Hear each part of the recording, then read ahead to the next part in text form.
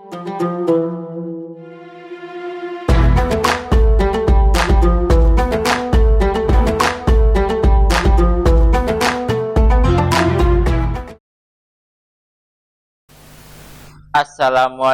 warahmatullahi wabarakatuh. Alhamdulillahilladzi hadana lihada wa ma kunna linahtadiya laula an hadanallah. Asyhadu an la ilaha illallah wahdahu la syarikalah wa asyhadu anna Muhammadan abduhu wa rasuluhu. Qala wa ta'ala fi kitabil karim. A'udzu billahi minasyaitonir rajim. Bismillahirrahmanirrahim.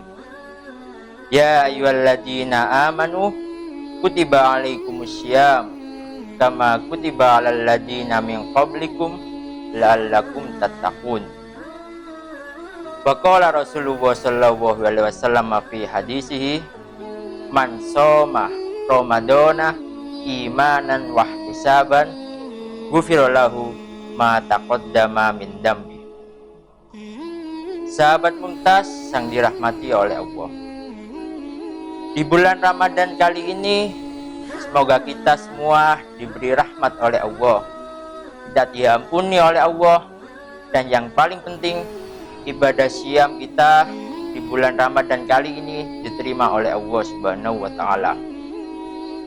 Bulan Ramadan adalah bulan yang sangat istimewa, ibadahnya pun juga istimewa, karunia-Nya pun juga istimewa.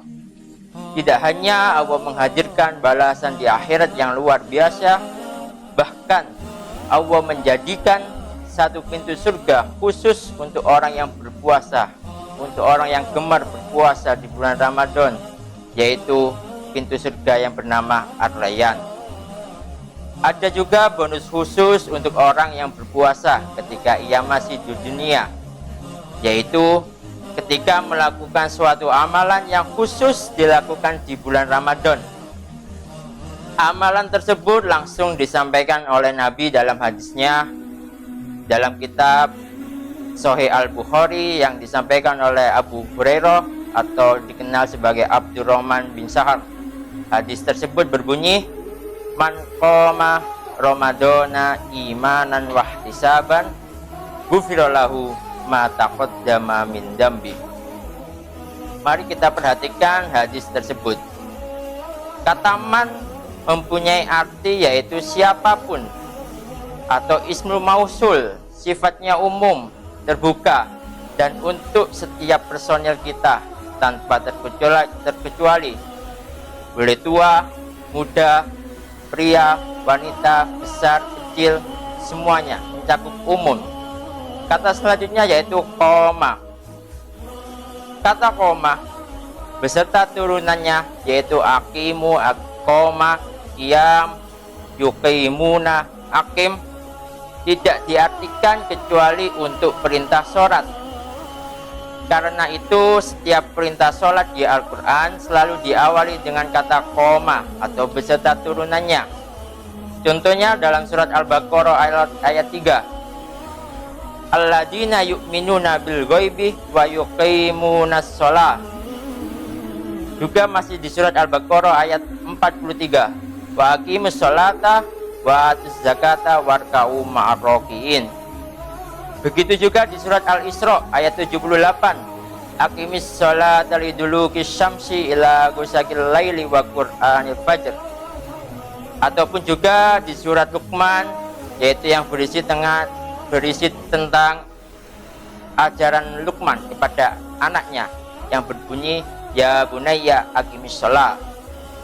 Salat disandingkan dengan kata Ramadan, seakan-akan salat ini khusus dilaksanakan di bulan Ramadan, saking banyaknya yang melaksanakannya. Walaupun di luar bulan Ramadan orang-orang banyak melakukannya, tetapi ketika memasuki Ramadan banyak sekali orang-orang yang melakukan salat ini. Maka para ulama menamainya dengan qiyamul Ramadan, merujuk dari kata sifat tadi, dari sifat koma Ramadana. Maka para ulama menamainya dengan qiyamul Ramadan. Pertanyaannya sekarang adalah, salat apakah ini? Salat subuh kan juga qiyam. sholat zuhur juga qiyam. Maka para ulama menelusuri dari zaman Nabi tentang sholat apa yang sering dikerjakan di bulan Ramadan, walaupun di luar Ramadan, yaitu sholat di waktu malam Ramadan. Waktunya yaitu setelah Isya beserta sunnahnya.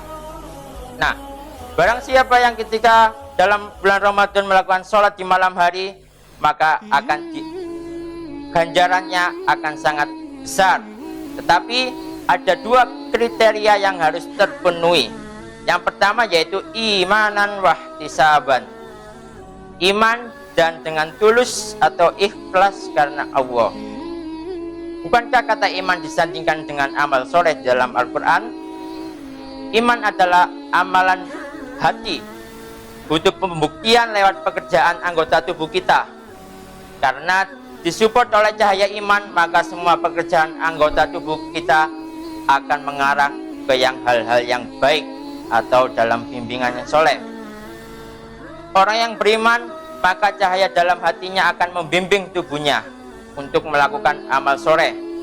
Karena itu sering disandingkan kata iman dengan amal soleh di dalam Al-Quran. Wal ash innal insana lafi khus illal ladina amanu iman wa amilus solihat, dengan amal soleh. Meningkatkan iman akan dijanjikan kebahagiaan oleh Allah. Sudah tertulis di surat Al-Mu'minun ayat 1-11. Qad aflahal mu'minun, maka berbahagialah orang-orang yang beriman, yaitu yang melakukan amal soleh. Apa saja? Yaitu yang melakukan sholat, meninggalkan segala-gala yang tidak berguna, dan menunaikan zakat dan lain-lain sampai ayat 11.